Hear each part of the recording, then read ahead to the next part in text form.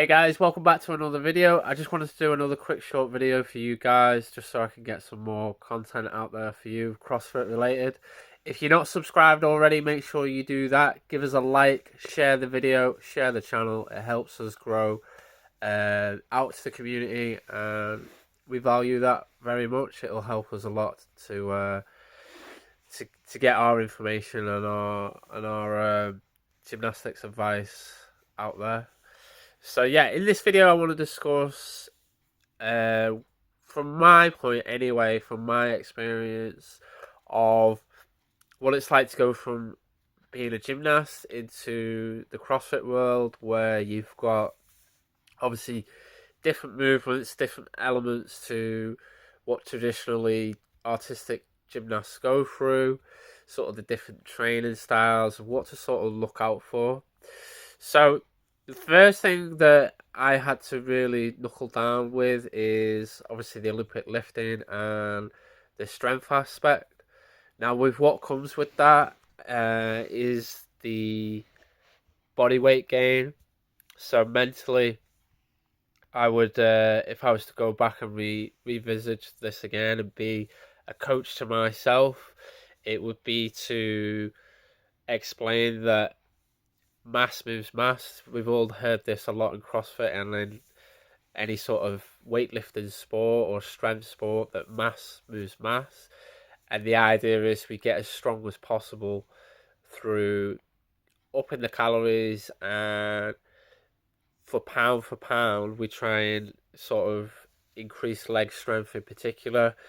And by doing that, it involves upping the calories and the nutrition. Now, obviously, with that over time comes a balance and a seesaw effect, and this is the beauty of CrossFit, is finding out what is your optimum performance for CrossFit. So it's always going to be that you're going to be heavier than what you were as a gymnast, as a competitive gymnast or a recreational gymnast. You are going to go into this sport being heavier than what you were in your previous sport. So for me, I'm currently sitting at around 10 to 12 kilos heavier than what I was as an artistic gymnast.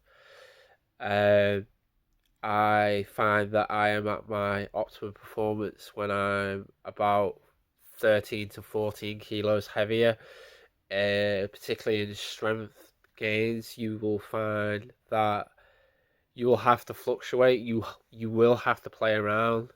I think Matt Fraser has spoken about this in his interviews and his podcasts, that he found that, and it's probably obvious and common sense, that obviously when he was lighter, he was able to fly through his gymnastics and see his gymnastics and endurance shoot up. But then when it came to the strength cycles and the putting the kilos on the barbell, or putting the kilos up for strength, was through the kitchen routine of having Sammy around his partner to feed him enough food and the appropriate amount of food for him to optimize his performance and increase his strength gains. So, and then vice versa, when it comes to cutting down, it was all organized and planned in the kitchen, as well as the performance in the weight room and the training room. So yeah, that's something I want to put out there as a former gymnast. It can be a mental struggle for some to get used to the fact that you need to come off sort of that high protein diet of being lean, staying as light as possible but as strong as possible in a straight arm, predominantly a straight arm sport, straight arm strength. And I'll cover that in another video. There is a difference between arm strength and straight arm strength that we need to be aware of. So yeah, that is important to get over, to sort of get over that quickly and sort of shift diet around and up some carbohydrates and fats into your diet. If you, in particularly, I had quite a high protein diet, so if you were like me when you were doing your gymnastics competitively, then protein was quite high to keep that lean. Now, in my earlier days, the mistake that I made was I continued that diet, and then over time, when it came to Metcons, I was looking too slight and too lean to able to gain the sort of extra leg strength and put on some mass for legs. So aesthetically, we always joke around with this, but aesthetically, the shape of a gymnastic is is an upside down triangle, very little leg mass, but a lot of upper body mass. And when you jump into the CrossFit space, you need to balance that out and even that out. So the likes of Pat Vellner and Alex Smith, they're two former high level gymnasts and had to quickly adapt their diets and accept that mental of gaining body mass and body weight to enhance the performance.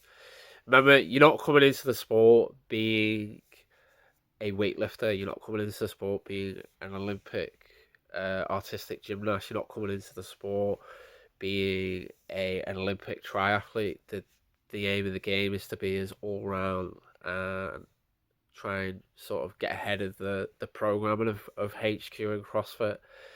Because as we all know, what comes from the top down works down through to RX, intermediate and scaled. So bear that in mind. The other thing for me was some of the movements from the artistic gymnastics world requires lots of flexibility over mobility, and I know that sounds the same for most people watching this, but for me, my shoulders, I could very easily inlocate and dislocate my shoulders with a PVC pipe. I could do the inloads and disloads quite easy, quite comfortably. However, when it came to the snatch in particular, there would be a lot of inlocation from the shoulders.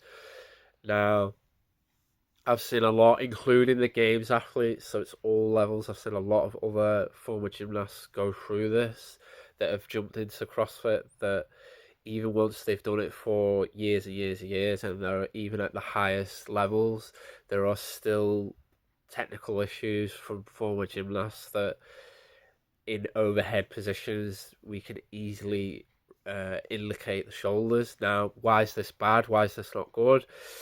From what I know from the Olympic weightlifting world, if you obviously want to maximize your lifts and have that 1 kilo advantage, and as we all know, at the very top of the elite spectrum, that every gram or kilo or point one of a tenth in the gymnastics world is the difference between first and second.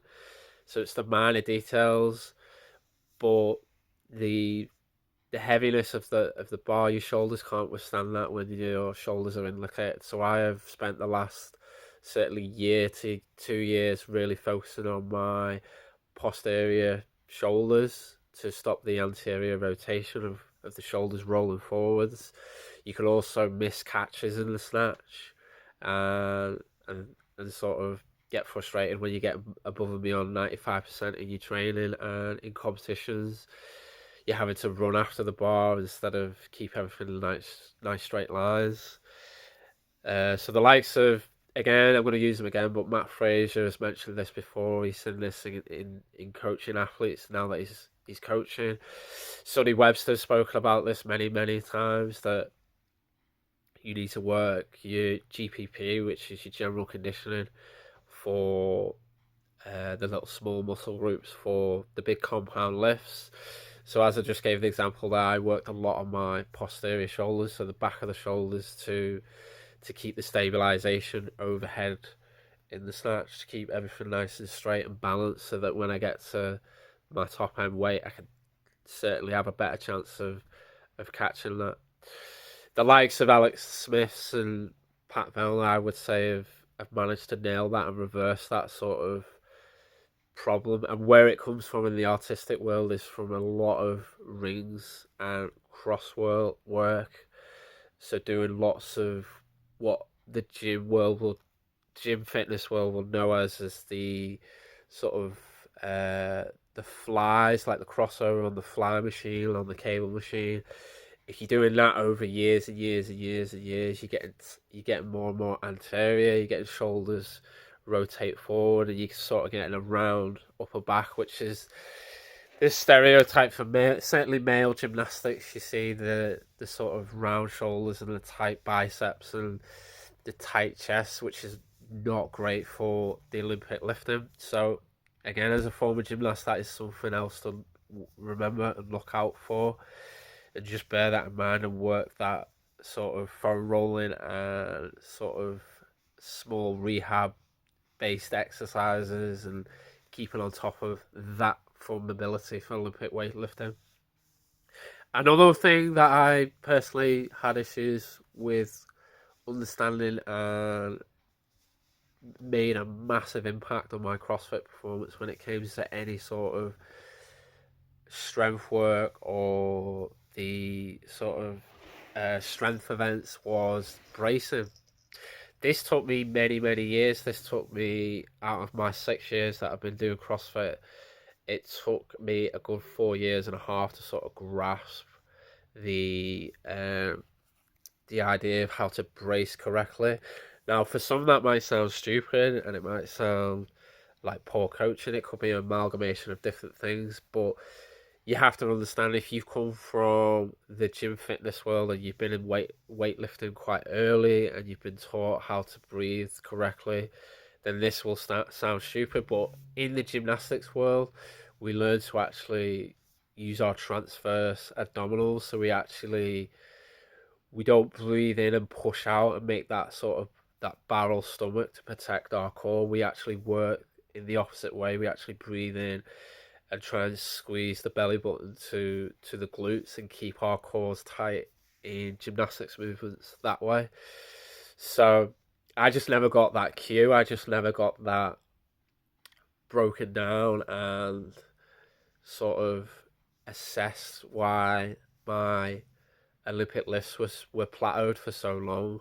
So particularly when it comes to the squat was the main issue. My front squat in particular, as you can imagine, where the weight of the bar is obviously on the front of us, and if you don't have uh, that correct core engagement for that style of stimulus, which front squat and back squat in particular, you'll just crumble and you'll break down.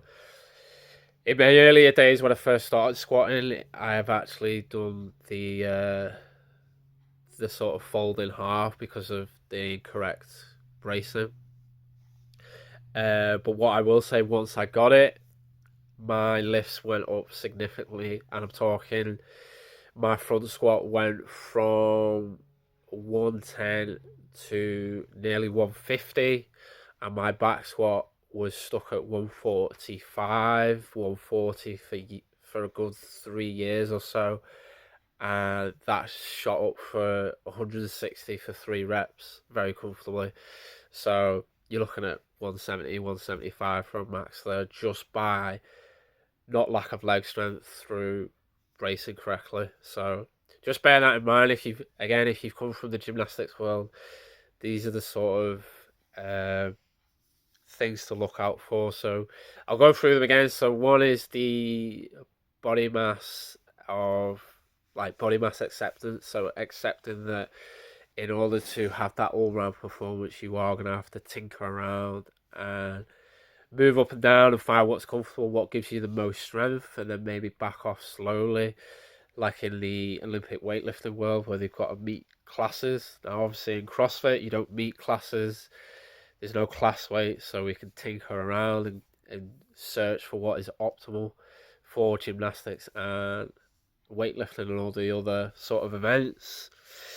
The just the tightness and flexibility was the other one in the shoulders. So the inlocations and the dislocations, making sure you're working the sort of small rehab, prehab movements in the posterior shoulder. And yeah, as I've just said on the last one, the last one is bracing. So I hope that's helpful, particularly those that have come from the gymnastics world into the strength and endurance world of CrossFit and functional fitness. I will do another video on coming from other sports or other fitness adventures, coming into the CrossFit and the sort of learning the gymnastics world. As I said, a few things crossover and are similar, and they are fine line, but they're actually a big difference. So I hope that helps. Please subscribe to the channel. Give us a like. Give this video a share. Share it amongst your community. And I will see you soon. Bye for now.